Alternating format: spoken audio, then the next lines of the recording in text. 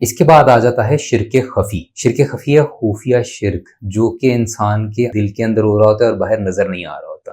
اور اس کے بارے میں حضور صلی اللہ علیہ وسلم نے فرمایا ہے کہ اس شرک کو پہچاننا اتنا مشکل ہے جتنا ایک تاریک رات میں سیاہ پتھر پر چلتی ہوئی چونٹی کو دیکھنا مشکل ہے. تو آپ خود اندازہ لگائیں کہ خفیہ شرک کتنا مشکل ہے پہچاننا، لیکن یہ آج اتنا ہی عام ہو چکا ہے. اور یہ ہے کیا؟ یہ ہے ریاکاری، لوگوں کو دکھانے کے لیے عمل کرنا. عبادت کا ایک بہت اہم جزو ہے اس کا اخلاص، کہ وہ عبادت کی جائے صرف اور صرف اللہ کی ذات کے لیے. اگر عبادت کا کوئی اور مسجود بن جاتا ہے، اگر عبادت کسی اور کے لیے کی جائے تو پھر وہ شرک بن جاتا ہے. اس کو ایسے سمجھایا ہے رسول صلی اللہ علیہ وسلم نے کہ اگر ایک انسان نماز پڑھ رہا ہو اور وہ دیکھے کہ کوئی اس کو دیکھ رہا ہے تو اپنی نماز کو خوبصورت بنا لے اس کے لیے. تو اب یوں سوچے کہ آپ سجدہ کرتے تھے 10 سیکنڈ کا، لیکن آپ کو محسوس ہوا کہ کمرے میں کوئی آیا ہے اور آپ نے اپنا سجدہ کر دیا 12 سیکنڈ کا، 13 سیکنڈ کا. تو آپ نے کیا کیا؟ پہلے آپ سجدہ کرتے تھے 10 سیکنڈ کا اللہ کو. اب آپ نے جو 3 سیکنڈ کا ایکسٹرا سجدہ کیا ہے نا، یہ دراصل اس بندے کو کیا ہے. تو اس سجدے کے کتنے مسجود ہو گئے؟ 2. اور جہاں پہ 2 مسجود ہو گئے تو کیا ہوا؟ یہ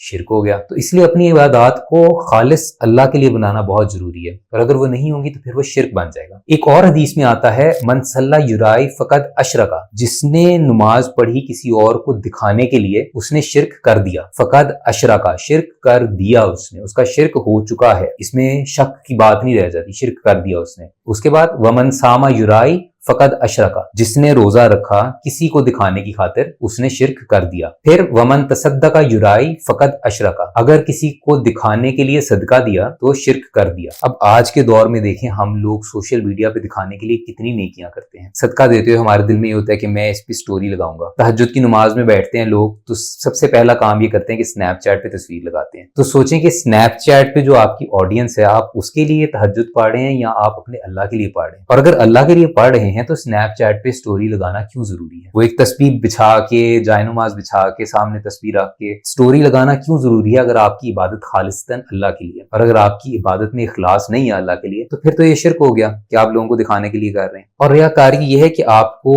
اچھا لگتا ہو، ایکسٹرنلی آپ کو ویلیڈیشن ملے کسی سے عبادت کر کے. بے شک آپ نے عبادت اس لیے کی کہ اللہ کے لیے کی، آپ نے سجدہ جو ہے صرف اللہ کو کیا، آپ کے دل میں یہی ہے. عبادت کرنے کے بعد آپ نے کسی کو جا کے بتایا کہ میں نے یار رات کو تہجد کی نماز پڑھی ہے. کیوں بتایا؟ وہ نماز تو صرف اللہ کے لیے تھی، دکھانے کے لیے بتایا، ریاکاری کے لیے بتایا. یا آپ نے کچھ صدقہ کیا، بڑی خاموشی سے کیا، لیکن اس کے بعد آپ نے ڈھنڈورا پیٹ لیا، جا کے اپنے گھر میں بھی بتایا کہ آج میں 100 روپیہ دے کر آیا فلانے فقیر کو. اگلے دن آفس میں جا کے بھی بتایا کہ کل میں گزر رہا تھا، مجھے ایک بندہ نظر آیا سڑک پہ، بڑا غریب تھا، میرے دل میں پتہ نہیں کیا ہے، میں نے اسے 100 روپے دے دیے. تو یہ جس کو آپ جا کے 100 روپے والی اپنی سٹوری سنا رہے ہیں، آپ نے اس کے لیے صدقہ دیا، آپ نے اللہ کی خاطر نہیں دیا.